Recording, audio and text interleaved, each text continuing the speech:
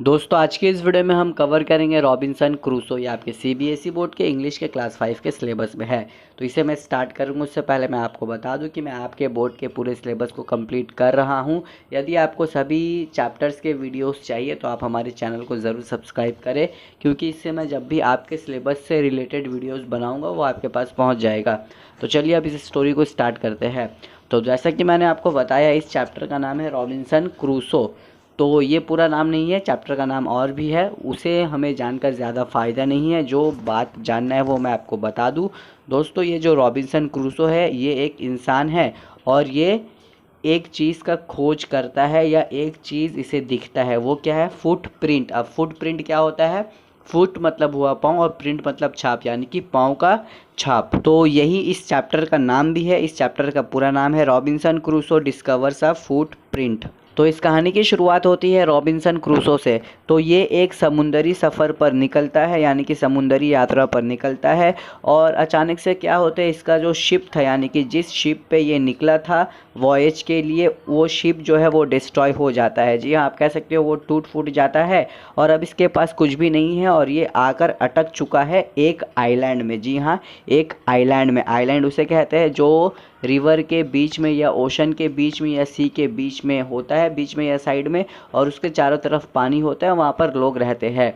तो इस आइलैंड पर ये पहुँच चुका है और इसके पास अभी कुछ नहीं है। तो एक दिन क्या होता है दोस्तों, अचानक से इसे एक फुटप्रिंट यानी कि पाँव का छाप, इसे एक फुटप्रिंट दिखता है और इसे देखकर ये परेशान सा कुछ हो जाता है। तो मैं आपको यहाँ पर बता दूं कि ये बहुत दिन से यहाँ पर रुका हुआ है, यानी कि इस आइलैंड में फंसा हुआ है और इसे ये फुटप्रिंट भी दिखा है। और ये सोचता है कि फुटप्रिंट को देखने के बाद ये सोचता है कि ज़रूर यहाँ पर कोई इंसान होगा, तभी मुझे ये पाँव का छाप दिखाई दिया है। इस फुटप्रिंट को देखने के बाद रॉबिन्सन क्रूसो को लगा कि ये जो फुटप्रिंट है ना, ये ज़रूर किसी न किसी ह्यूमन बीइंग यानी कि किसी न किसी इंसान का है। जी हाँ, इसे यही रियलाइज़ हुआ। तो अब ये रॉबिन्सन और भी फुटप्रिंट्स को खोजने लगा। जी हाँ, इसे लगा कि यहाँ पर और भी फुटप्रिंट्स होगा, लेकिन दोस्तों इसका ये जो फुटप्रिंट्स खोजना है ना, ये बेकार गया। क्यों? क्योंकि इसे एक भी फुटप्रिंट और नहीं मिलता और अब इससे ये डर जाता है। क्यों डर जाता है? ऑब्वियसली डरेगा। सिर्फ एक ही फुटप्रिंट अगर आपको भी नज़र आएगा तो आप भी घबरा जाओगे कि ये किसका है। तो अब ये डर के माने क्या करता है, ये अपने केव में चले जाता है। केव मतलब गुफा। ये आइलैंड जो है जहाँ पर ये आया है, ये कहीं ना कहीं तो रहेगा ना। तो यहाँ पर एक केव है आइलैंड में, उसी केव में ये रहता है। अब कुछ दिन इसे नींद नहीं आता। ये सोचता है कि ये फुटप्रिंट आखिर है तो है किसका। तो अब इसे लगता है कि मेनलैंड से कोई एक कठोर इंसान का ये फुटप्रिंट हो सकता है।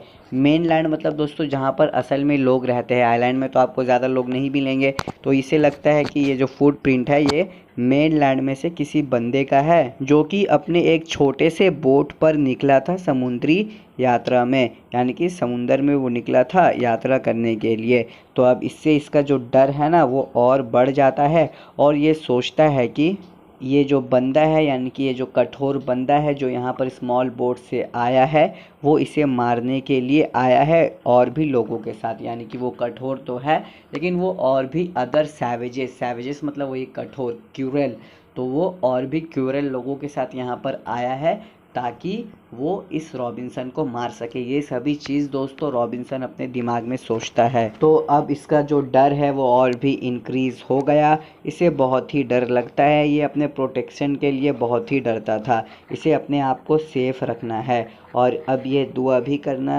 स्टार्ट कर दिया। जी हाँ, ये दुआ करता था अपने सेफ्टी के लिए।